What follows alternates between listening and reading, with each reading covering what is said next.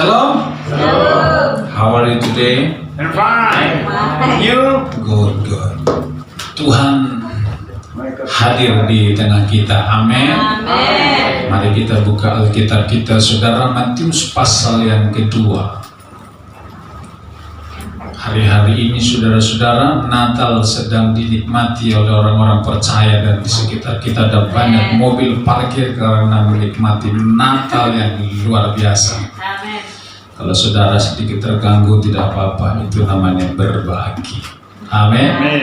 Kita buka Matius pasal yang kedua, ayat 11. Kita baca sama-sama dengan iman, saudara-saudara. 1, 2, ya. Maka masuklah mereka ke dalam rumah itu dan melihat anak itu bersama Maria ibunya, lalu sujud menyembah dia. Mereka pun membuka tempat harta bendanya dan mempersembahkan persembahan kepadanya, yaitu emas, kemenyan, dan mur. Haleluya. Amin. Amin. Saudara-saudara, saya buka ayat ini, saudara, untuk mengingatkan kita kembali, saudara, tentang hari Natal. Amin, saudara. Amin. Di ayat yang ke-11 ini, saudara-saudara, sebenarnya kita dibawa kepada satu hal. Apa itu, saudara? Harta dan kekayaan. Amin. Amin. Kekristenan tidak lepas dari harta dan kekayaan. Olah judul di situ ada khotbah, bukan di PowerPoint ya, tapi di isi worship. Kebesaran. 3 alasan mengapa orang Kristen murtad. Yang pertama, lanjut. Tidak mengerti kebenaran. Amin. Matius 13 ayat yang keempat. Ini harus dibacakan sekali lagi. Matius 13 ayat yang keempat. Saya baca dari ayat 3b. Adalah seorang penabur keluar untuk menabur. Pada waktu ia menabur, sebagian benih itu jatuh di pinggir jalan, lalu datanglah burung dan memakannya sampai habis. Itulah orang yang tidak mengerti kebenaran. Amin. Dengar firman, dengar kabar baik, tetapi firman Tuhan berkata tertabur di pinggir jalan, tidak masuk di hatinya, hanya sekedar lewat, tidak mengerti. Ayat yang kedua, minggu kemarin, alasan yang kedua kenapa orang Kristen murtad, tidak siap menghadapi kesulitan hidup. Matius 13 ayat yang kelima dan yang keenam. Sebagian jatuh di tanah yang berbatu-batu, yang tidak banyak tanahnya. Lalu benih itu pun segera tumbuh karena tanahnya tipis. Tetapi sesudah matahari terbit, layulah ia dan menjadi kering karena tidak berakar. Saudara-saudara, inilah orang-orang Kristen yang tidak siap menghadapi kesulitan hidup, sehingga mereka murtad tinggalkan Tuhan. Dan hari ini yang terakhir adalah masalah ekonomi. 13 ayat yang ke-7. Sebagian lagi jatuh di tengah semak duri, lalu makin besarlah semak itu dan menghimpitnya sampai mati. Saudara-saudara, ini berbicara tentang harta, kekayaan, ekonomi yang menyebabkan orang-orang percaya murtad tinggalkan Tuhan Yesus. Haleluya. Amin. Saudara, memang menjadi orang Kristen itu saat kita percaya kepada Yesus, puji Tuhan, dosa kita diampuni. Amin. Kita dibebaskan dari dosa, saudara-saudara. Neraka dijauhkan dari kita, kita menerima hidup yang kekal. Tapi urusan di dunia, saudara-saudara, urusan masing-masing orang berjuang sampai akhir hidupnya. Amin, saudara-saudara. Bukan berarti ketika kita terima Yesus sebagai Tuhan dan Juru Selamat, haleluya, puji Tuhan, lalu saudara diam-diam saja di rumah tidak lakukan apa-apa, saudara. Saudara, Matius pasal yang kedua tadi berbicara tentang harta dan kekayaan. Bukankah ada banyak orang Kristen, saudara-saudara, meninggalkan Yesus karena urusan harta, kekayaan, saudara-saudara.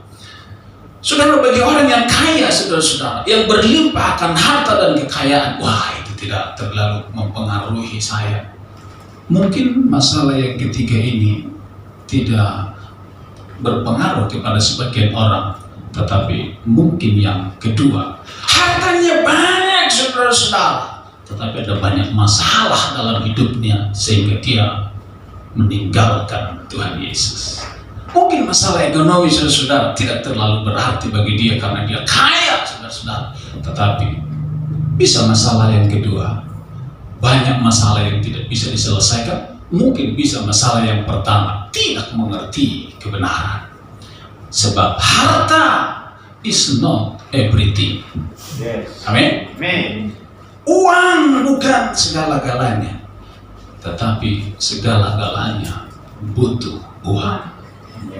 Amin. Amin. Ya, kita tidak anti dengan uang, saudara-saudara, sebab kita butuh Uang. uang. Kalau saudara tidak butuh uang, kasihkan kepada saya uang saudara, saya pasti menerimanya, saudara-saudara. Haleluya.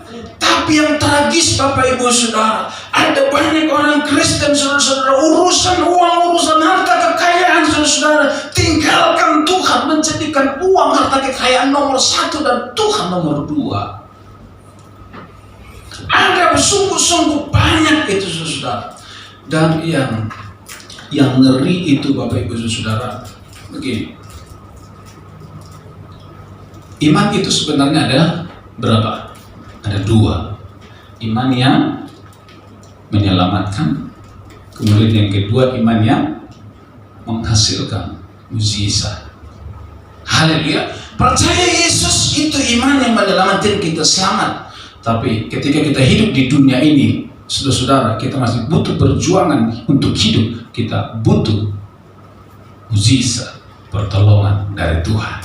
Amin, saudara-saudara. Iman yang menyelamatkan, saudara-saudara, kita percaya hal itu kita selamat.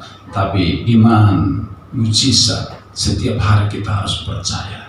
Tadi lagu kita nyanyikan, dengan sayapmu ku akan terbang tinggi. Kalau saudara hayati lagu itu dari awal sampai akhir, fokus lagu itu hanya tentang kekuatan dalam hidup. Amin. Tidak ada di lagu itu, Tuhan ampuni saya dosaku banyak. Urusan dosa tidak ada di dalam lagu itu, saudara. Orang yang nyanyikan lagu itu, orang itu terbawa kepada, aduh, terlalu berat ini beban dalam hidupku. Tuhan, dengan kekuatan sayapmu, saudara. Haleluya. Kita butuh mukjizat, kekuatan untuk kita bisa kuat sampai hari-hari terakhir kita hidup, saudara. Amin. Amin. Saya mau menyampaikan begini. Ada beberapa hal yang seringkali membuat orang Kristen bermasalah dalam ekonomi.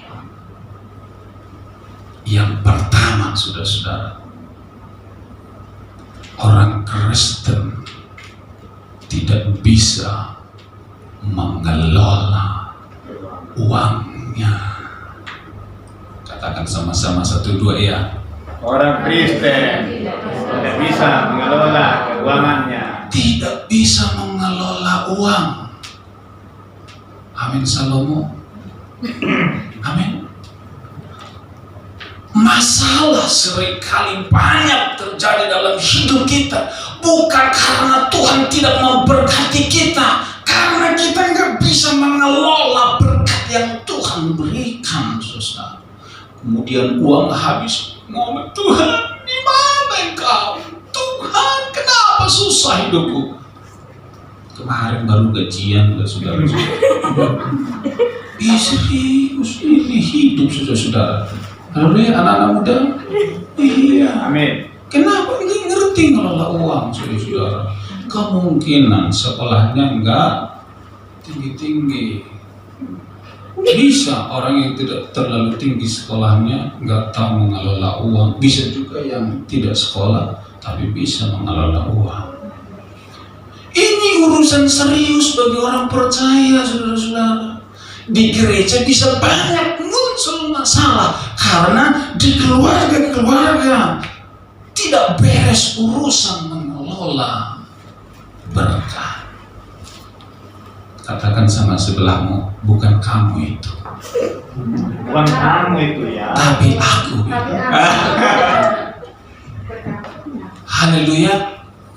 Saudara, istilah yang sering kita dengar saudara-saudara dari sejak dulu adalah jangan lebih besar pasak daripada tiang.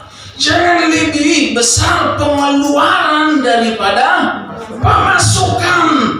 Urusan mengelola dalam hidup ini hanya ada dua hal, pemasukan dan pengeluaran, saudara. Setiap orang pasti yang dua ini dalam hidupnya tidak bisa disingkirkan, pemasukan dan pengeluaran. Entah lulus SD atau tidak lulus SD, pemasukan dan pengeluaran itu adalah bagian dari kehidupan. Amin. Saudara-saudara, pasak dengan tiang. Dulu saya membayangkan ini pasak dengan tiang itu kenapa lebih besar pasak daripada tiang. Dulu di kampung kami, saudara-saudara, di kampung kami itu kan rumah adat, rumah adat ya. Satu ketika saya heran, saudara, rumah bisa berpindah, rumah adat itu bisa berpindah. Ternyata saudara di kampung kami itu, satu kampung itu gotong royong memindahkan rumah. Di sana itu kan rumah itu bukan paten seperti ini beton gitu ya, tapi dari kayu dan ada tiangnya dan mereka angkat itu saudara. 1, 2, 3 mereka geser gitu ya saudara ya. Kalau nggak salah ada beberapa hari memindahkan dari situ sampai ke sana tuh rame-rame nih. Lihat rumah ada di heran juga saudara waktu itu. Kemudian saya lihat ketika orang membangun rumah adat itu saudara, itu ada tiangnya.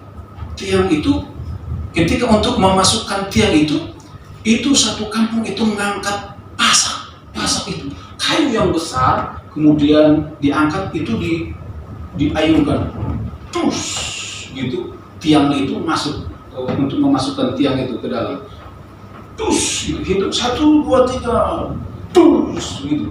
Pasaknya itu besar, saudara, tiangnya itu kecil, jadi kekuatan pasak itu memang oh ini artinya jangan lebih besar pasak daripada tiang.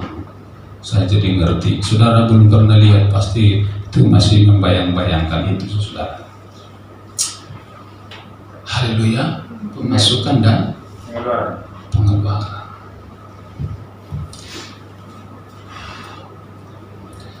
Tentang pemasukan saudara, saya berdoa, saya berharap jemaat Tuhan yang di tempat ini tidak ada yang miskin. Amin. Amin. Katakan, saya tidak diciptakan untuk miskin. Saya tidak diciptakan untuk miskin, Pak. Saya orang diberkati. Saya orang diberkati. Amin. Saudara, tapi harus ngerti juga rahasia ini. Saudara bilang saya orang yang diberkati, tapi nggak bisa mengelola uang, tetap saja miskin, saudara. Iya, pasti miskin, saudara. Alasannya gini, saudara. Dalam hidup ini yang penting itu pemasukan dan pengeluaran. Saudara, mungkin ada yang berkata, apa Pak yang mau dikelola? Tidak ada pemasukan.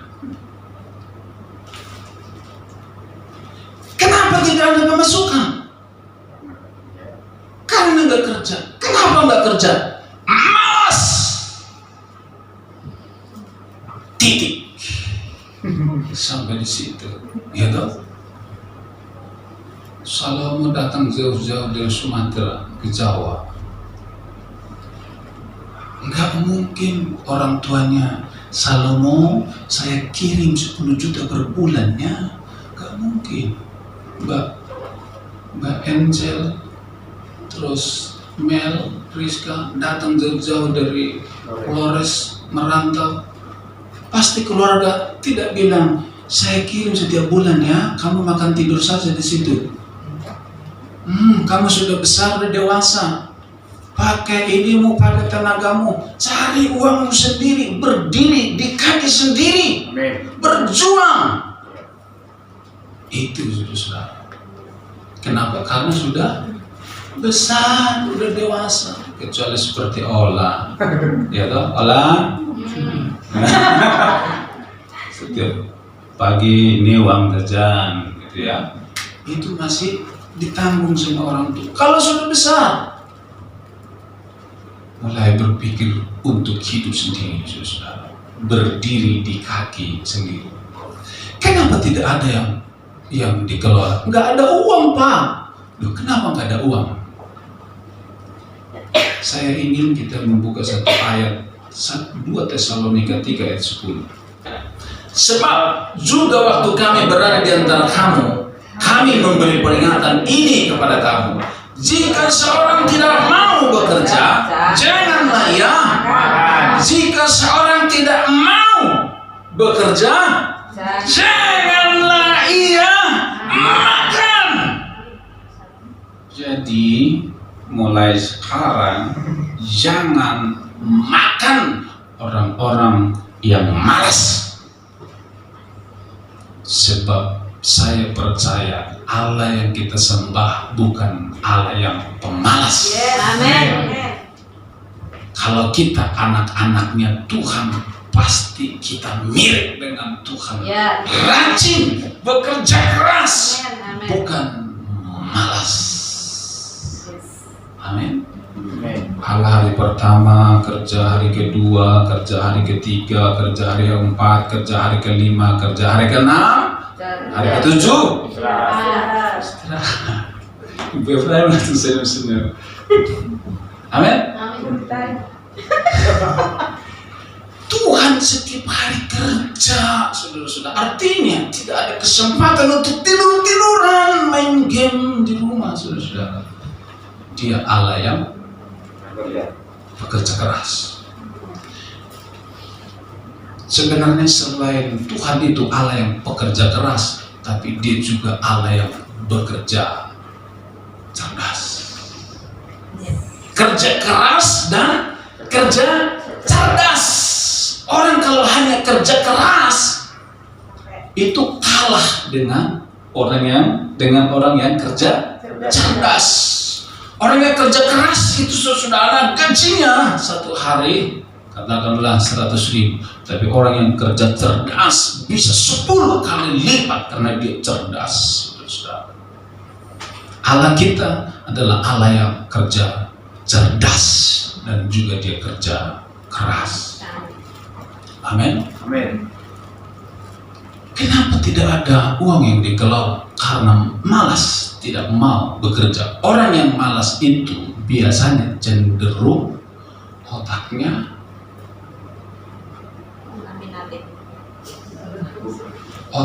biasanya cenderung membeku. Membeku itu alias kurang jalan, kurang kreatif, kurang cerdas. Itu dulu kalau di Berea itu dibilang kalau terlalu banyak tidur ternyata itu sedikit bodoh. Iya, kenapa? Kan orang yang suka tidur itu kan otaknya juga tidur. Itu. Untung di sini nggak ada itu. Haleluya. Nggak ada yang ngajak. Iya, saudara-saudara.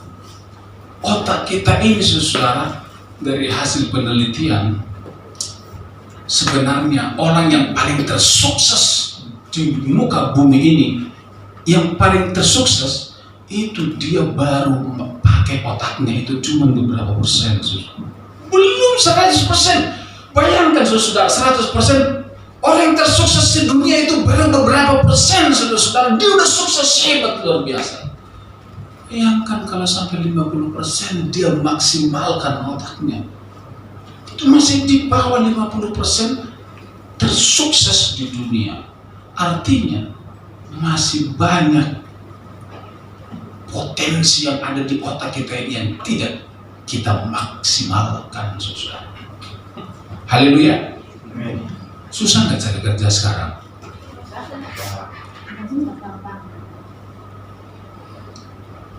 Kalau susah cari kerja, kenapa harus cari kerja? Ciptakan kerjaan sendiri. Iya toh? Kenapa hidup harus mengeluh dan susah-susah? Tuhan kasih tangan, Tuhan kasih pikiran, kasih kaki, kecuali orang lumpuh pun bisa bekerja, percaya tidak? Iya, sekarang bekerja itu tidak harus tangan, kaki. Ini juga bisa di rumah tapi dia kerja, ya. Kemarin saya nonton TV Trans 7 ya, atlet badminton tenis meja. Saya lihat loh, ternyata tangannya itu, tangan kanan itu cacat. Jadi main tenis itu tangannya ini lumpuh. Saya lumpuh orang itu. Jadi tapi dia atlet nasional.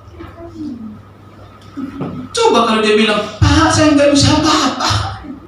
Ini saya lumpuh, Pak, nggak bisa apa-apa. Nasibnya kayak apa orang itu? Istrinya cantik, orang Cina, putih, rambutnya panjang. Dia tidak membatasi diri dengan keterbatasannya, tapi semangat dia itu ingin sukses. Dia atlet nasional, saudara. Itu masih mending cuma tangan, saudara. Coba nik, saudara ya, kakinya cuma segini, udah tangan gak nih? Dia tapi kecil. Tangannya juga kecil. Itu di mana-mana memotivasi orang. Dia khotbah di mana-mana, saudara. Dia bilang, kamu jangan putus asa. Seharusnya orang yang bilang, kamu jangan putus asa. Kamu jangan putus asa. Iya toh. Kenapa dia gitu? Sebenarnya itu dimulai dari dalam dirinya, saudara. Amin. Kalau bukan dari dalam diri kita, kita akan bilang, Pak, aku minta dong. Punya tangan kau minta-minta. Mana gua milih? Haleluya. Iya, saudara. Kadang setiap hari kita kan setiap hari keluar dari rumah lihat semua orang di sekitar kita itu sebenarnya setiap hari kerja. Lihat kiri, jualan bensin dalam botol. Jalan dikit, jualan bakso. Lewat sedikit, susu kedelai. Di mana-mana kan bisnis ya toh. Kenapa ada orang hanya di rumah saja, saudara? Bahkan kita, satu orang sebenarnya bisa punya bisnis banyak. Haleluya. Kalau masih ada tenaga, masih ada waktu, kesempatan, kenapa tidak dimaksimalkan? Supaya kita punya harta dan kekayaan. Bukan untuk sombong ya, tetapi di dalam Matius pasal yang kedua mereka datang kepada Yesus mempersembahkan emas, mur, kemenyan. Itu harta kekayaan. Saudara, ternyata orang percaya cuma butuh harta kekayaan untuk dipersembahkan kepada Tuhan. Jadi jangan mau jadi miskin sebab kita tidak ditakdirkan untuk miskin. Kenapa kita miskin, saudara? Bukan Tuhan yang salah, tapi karena kita yang tidak maksimal. Ingatkan dulu sebelah bilang, jangan mau miskin. Jangan mau miskin. Ya. Di mobil. Kemudian saya pernah dengar beberapa waktu yang lalu dia bilang gini, jangan mau jadi mentalitas karyawan terus. tetapi milikilah mentalitas bos. Saya pikir loh, maksudnya karyawan itu dari bulan ke bulan itu penghasilannya sama, tetapi bos penghasilannya bisa naik luar biasa, bisa juga turun sedikit, saudara. Bisa naik. Amin. Amin. Iya, saudara-saudara. Ibu Ephraim pertama kali ke Jawa nggak bawa apa-apa, sekarang sudah punya rumah. Amin. Bentar lagi punya mobil. Amin. Bentar lagi punya kolam renang. Tidak bisa renang. Tapi kita nggak lihat perjuangannya, jam 5 pagi sudah bangun dan lari ke pasar. Nggak ada yang lihat. Tapi itulah yang dilakukan. Kehujanan, pusing kepala, masuk rumah sakit. Itu risiko dalam kehidupan sosial. Iya kan, perjuangan saudara-saudara. Haleluya. Saya bukan hanya pendeta, tetapi juga pengusaha. Pak Kosasi juga pengusaha, saudara. Bukan hanya pendeta. Kalau pendeta dia khotbah tentang keuangan, kalau kamu nggak punya uang, kamu berdoa. Berdoa, nggak punya uang berdoa. Saya enggak. Kalau kamu nggak punya uang, Kerja. yang pertama andalkan Tuhan Ade. Salam. Andalkan Tuhan Ade. Yang kedua bekerja. Amin. Amin. Iya. Nggak punya uang, suruh doa. Uang jatuh dari langit. Saudara-saudara, beberapa tahun yang lalu ada satu produk namanya Daar. Sebelum Sando, kalau Sando itu sudah dari dulu, tapi saya mau cerita tentang Daar ini. Daar itu pembersih kamar mandi. Ini bukan jualannya, pembersih kamar mandi. Pertama kali saya tahu ini sebenarnya di grup gereja waktu itu yang dikirim oleh Pak Budi. Cairan ini ditumpahkan di kamar mandi, dioleskan pakai kuas, kemudian disiram, yang kotor itu langsung bersih. Saya lihat, luar biasa, saya tertarik. Lalu saya berpikir, saya bisa ini jual barang kalau seperti ini, hebatnya. Kemudian saya beli, Pak, saya pesan 1 biji 20.000 waktu itu ya, saya pesan. Tujuannya apa? Saya mau jual barang. Kemudian selain saya jual, saya mau curi tempatnya di mana, sumbernya. Orang ini temukan ini barang dari mana, saudara. Saya beli, saya lihat, saya cari, ketemu sumbernya, saudara. Kemudian saya tawarkan, saudara, keliling ke toko-toko, saudara. Dan hari ini, saudara, 10 karton, 20 karton, saudara. Lumayan, saudara, penghasilan 500.000, 1 juta. Itu dari itu, saudara. Amin. Saya nggak perlu tiap hari keliling, saudara. Tinggal di WA, Pak habis, tolong kirim. Oke, siap. Pak habis, oh haleluya, tinggal kirim. Saudara. Dosa nggak? Haleluya. Coba kalau dulu begitu saya lihat, bagus itu barang, ya udah cukup berhenti di situ. Tidak akan pernah sampai di kantong. Kemudian produk yang kedua itu sabun Sando. Sabun Sando, saudara. Pertama kali saya ke Pemalang, saudara, nggak punya uang, saudara. Teman pendeta di Semarang jualan sabun serai itu, dia bilang, Pak Pontas ini bawa ke Pemalang, jual untuk kamu punya ongkos dari Berea ke Pemalang. Saya tawar-tawarkan ke orang, bilang, apa ini? Nggak bagus. Berkali-kali, tapi saya nggak punya apa-apa, saya hanya punya barang itu. Dari saya dia bilang, bawa saja. nggak perlu bayar. Nanti kalau laku bayar. Oh bagus juga, saya tawar-tawarkan, saya titip di warung-warung, nggak laku-laku saya. Saya berpikir gimana caranya. Kemudian satu ketika saudara-saudara, saya toko bahasa ke toko bahasa itu, saya lihat itu sales-sales, saya ingin, waduh kalau saya bisa masukkan ke sini barang, waduh pasti laris.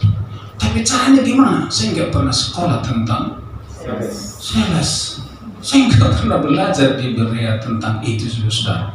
Kemudian saya masuk ke bahasa itu, saya ngintip sales di situ. Oh salesnya, oh masuk ke kantor itu. Kemudian keluar, ketika keluar saya bilang, mas, menawarkan barang di mana? Oh di situ, sama siapa? Mbak ini. Oh caranya gimana? Oh bawa produknya. Oh gitu ya, oh iya. Kemudian saya lihat ketika sepi di kantornya, saya masuk. Mbak, saya mau menawarkan barang. Mana barangnya? Oh ini apa ya? Aduh nggak ada depkesnya kali ini. Lain kali aja Pak. Oh gitu, oh ya. Iya, berkali-kali saya ditolak. Tapi saya nggak putus asa. Ketika saya pulang dari situ, saya pulang ke rumah, saya bilang, Tuhan, aku berdoa untuk toko ini. Suatu ketika saya masuk di situ, Tuhan membuka jalan. Saya doain, saudara. Beberapa waktu kemudian saya ngintip lagi. Oh sepi. Mbak, gimana kabarnya? Ya itu juga sudah salah satu strategi supaya orang itu nggak nanya terus, sudah. Kalau nanya terus dia fokus kepada produk kita yang kurang bagus, sudah. Tapi kita gimana kabarnya? Oh kita tanya itu tanya. Oh iya ini oh bagus ya. Oh iya pesan dulu sedikit dari Bapak.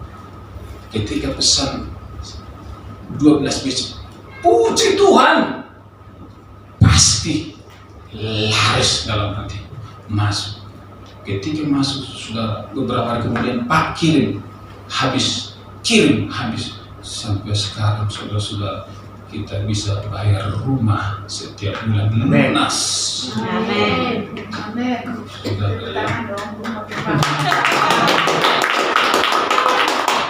Saudara, ini memotivasi saudara-saudara ya. Artinya saya nggak malu lakukan seperti itu. Saya ke Tegal, ke mana, ke Tanggungan, ke Losari, Selawi. Dulu saudara-saudara pakai motor itu sini barang pagi-pagi. Kadang di jalan itu saudara, dalam hati saya, Tuhan ini pendeta. Ini barangnya pendeta Tuhan. Pendeta pagi-pagi mau jalan berangkat ini. Pendeta. Kenapa? Karena pendeta tidak digaji dari BPD. Iya saudara-saudara. Dulu ketua BPD Bapak Venus saudara yang paling memotivasi itu dia bilang, lakukan apa saja yang kamu lakukan, nyangkul pun lakukan, yang penting kamu bisa hidup di tempat pelayanan. Dalam hatiku, yes. Pendeta-pendeta yang lain tidak tahu bahwa saya pagi-pagi ini pendeta. Tapi tidak selamanya seperti itu. Haleluya. Sekarang lebih banyak di rumah, lebih banyak pelayanan. Kenapa? Bisnis sudah jalan. Jadi kalau Pak Kosasi sudah punya bisnis, lanjutkan Pak. Kita bagi-bagi nanti. Haleluya. Iya saudara. Kalau saudara susah cari kerjaan, ciptakan pekerjaan saudara. Di rumah bisa menghasilkan uang saudara. Banyak hal saudara-saudara. Banyak hal. Amin. Singkong di pasar banyak. Beli goreng jual. Iya dong. Sebenarnya tidak ada yang susah dong. Tidak. Uang itu sebenarnya tidak susah. Kedelai di pasar bikin susu kedelai. Apalagi saudara. Semua di mana-mana sebenarnya bisa dijadikan uang asal kita mau bekerja. Amin. Hanya wawasan kita, pikiran kita nggak terbuka. Kemudian mungkin rasa gengsi. Ada orang gengsi untuk bekerja. Kalau gengsi bekerja, lebih baik jangan makan, saudara. Haleluya. Kita bukan orang kasih kita makan, kita yang harus bekerja. Amin. Ketika dulu anak saya kecil, kami mengontrak, saudara-saudara. Aduh, saya sudah bangun pagi, saya lihat anak saya masih tidur. Olah, anakku yang pintar. Ini rumah kontrak, saudara. Dalam hati saya, ini kalau bapaknya ini sakit, nggak bisa apa-apa, bentar lagi anak saya besar minta jajan. Gimana? Anak saya bisa kecewa sama Tuhan. Mulai dari situ, saya, Tuhan, bapaknya itu saya, bukan orang lain. Saya yang harus bekerja, bertanggung jawab. Paling tidak rumah saya harus punya. Kalau bapaknya sakit atau mati, paling tidak anak saya dan istri saya tidak terkatung-katung di sana sini. Amin. Amin. Amin. Kalian yang masih muda-muda, dari sekarang kalian pikirkan punya rumah di Pemalang. Amin. Karena kalian akan jadi jemaat Pemalang.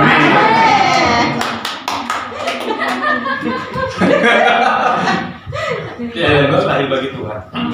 Kalau kalian sudah punya rumah di Pemalang, pasti kalian nggak pindah kemana-mana.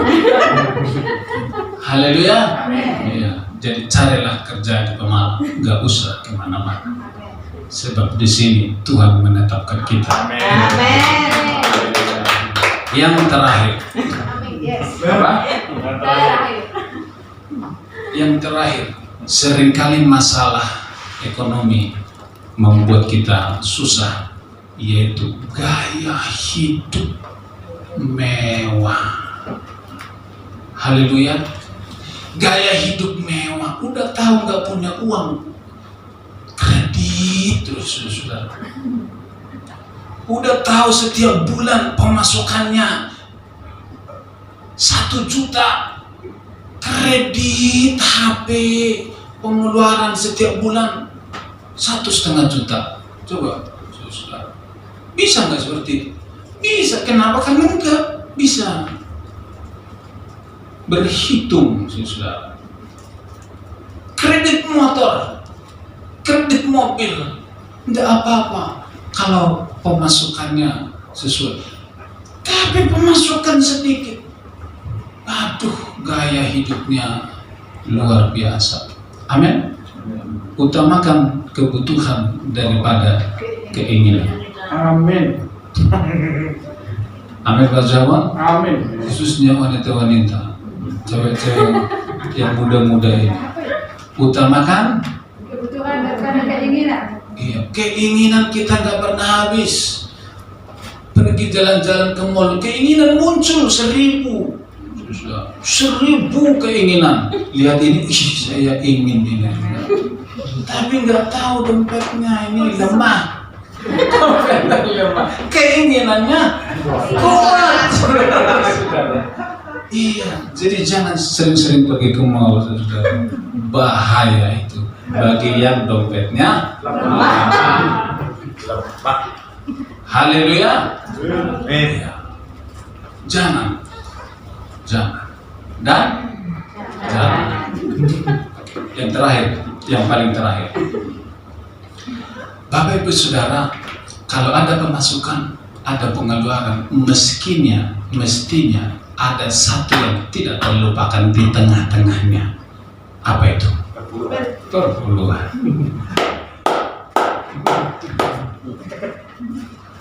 Perpuluhan itu mestinya karena ada pemasukan, ada pengeluaran, baru ketemu 1/10. Tidak mungkin ketemu 1/10-nya kalau tidak ada ini pemasukan. Kalau 1/10-nya tersembunyi, tidak kelihatan, jangan-jangan pemasukannya nggak jelas dan pengeluarannya nggak jelas.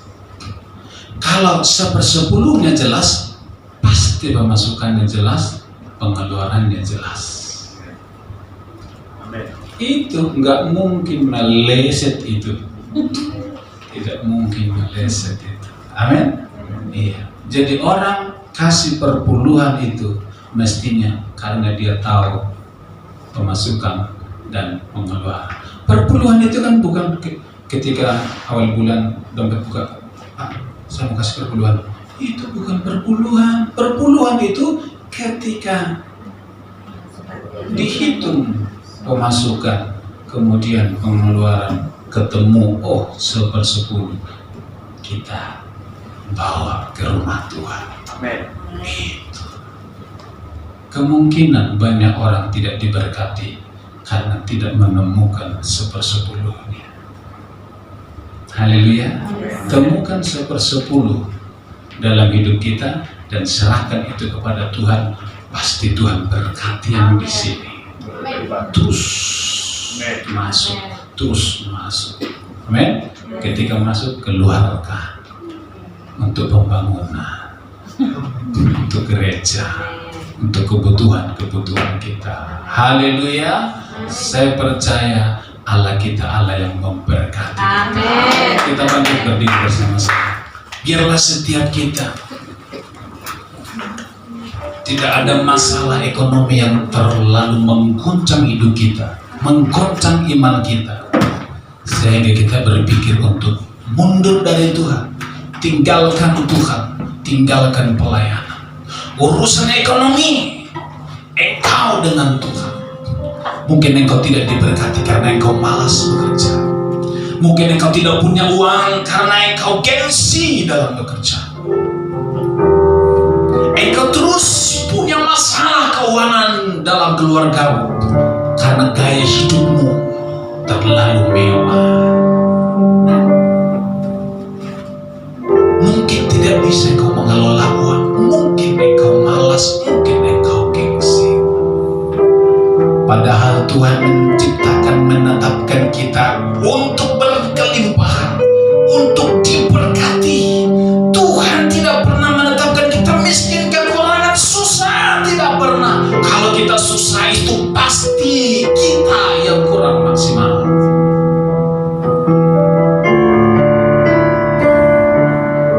Haleluya. Dari sekarang saudara-saudara, khususnya yang muda-muda, pikirkan jauh ke depan dan katakan pada dirimu, saya harus berhasil, saya pasti sukses. Raih kesuksesan, raih keberhasilan, sebab engkau anak-anak Tuhan yang diberkati seperti Abraham diberkati. Tuhan ingin memberkati saudara, Tuhan ingin memberkati kita semua, tapi kita harus mau kerjasama dengan Tuhan.